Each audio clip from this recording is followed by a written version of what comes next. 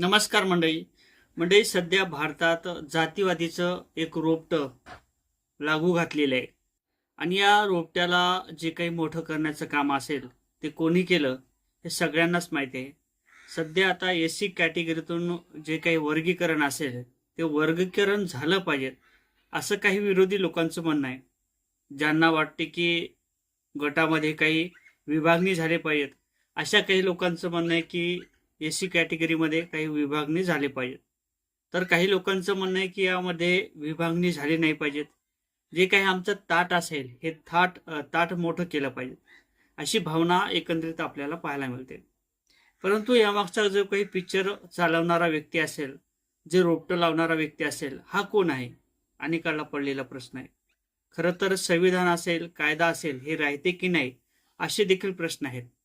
कारण तर प्रत्येक समाज कुठे ना कुठेतरी आपण किती कमी आहोत किंवा आपण किती खालच्या दर्जाचे आहोत असं दाखवण्याचा प्रयत्न करत आहे. प्रत्येक समाज कुठे ना कुठेतरी एकटा पडलेला दिसत आहे. मग मराठा समाज असेल, त्याला देखील वाटते की आपल्यावरती अत्याचार झालेला आहे, तो देखील आपला वेगळाच आहे असं वाटते. त्याचबरोबर ओबीसी समाज असेल, ओबीसी समाजाला वाटते की आपल्या ताटातलं कोणीतरी हिसकावून घेते. आता एसी कॅटेगरीतील जे काही आरक्षण असेल ते देखील धोक्यात आहे असे देखील काही लोकांचं म्हणणं आहे. खरं तर आरक्षण हे राहते की नाही असा देखील प्रश्न आहे. कारण तर ज्या व्यक्तीकडे पैसा असेल ती व्यक्ती कुठे ना कुठेतरी पाठीमागच्या दाराने त्या ठिकाणी पैसा वाटप करते. त्या ठिकाणी जे काही पेपर फुटीचं प्रकरण असेल, पेपर विकत घेतले जातात. नीटचं प्रकार असेल, त्यानंतर अनेक पेपर फुटताना आपल्याला पाहायला मिळतात. काही दिवसापूर्वीच नीटचा सुद्धा पेपर फुटला होता, सीईटीचा पेपर सुद्धा फुटलेला आहे. असे अनेक उदाहरण आपल्याला पाहायला मिळतात. खरं तर ज्या पद्धतीने हे राजकारण चाललं किंवा ज्या पद्धतीने प्रत्येक समाज कुठं ना कुठेतरी आम्ही कमी आहोत, आम्ही खूप खालच्या दर्जाचे आहोत असं दाखवण्याचा प्रयत्न का पडते? कारण तर असलेलं शिक्षण, या शिक्षणाचा काळा बाजार होऊन बसलेला आहे. प्रत्येक नेत्यांच्या कुठं ना कुठेतरी संस्था आहेत, त्या संस्थेच्या माध्यमातून कुठं ना कुठेतरी डोनेशन उकळल्या जाते. आम्हा अशा फी उकळल्या जातात.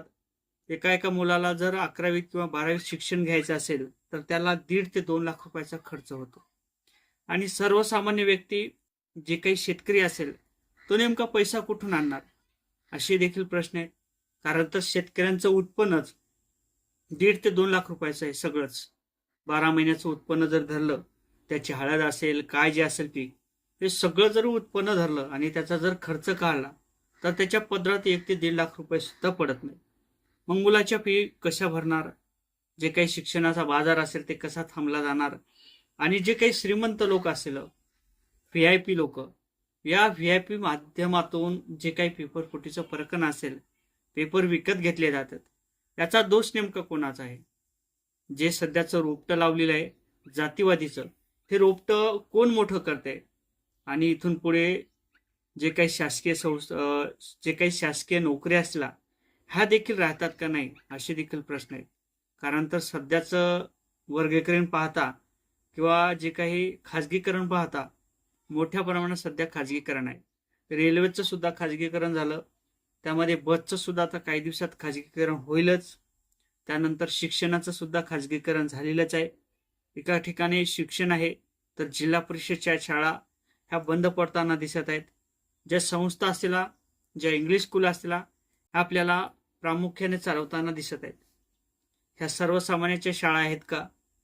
सरकार याच्यावरती काही बंधन लावत नाही.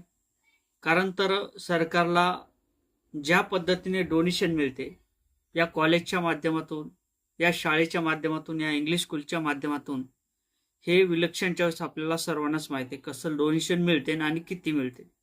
आता नेमकं एस सी कॅटेगरीमध्ये वर्गीकरण होणार का?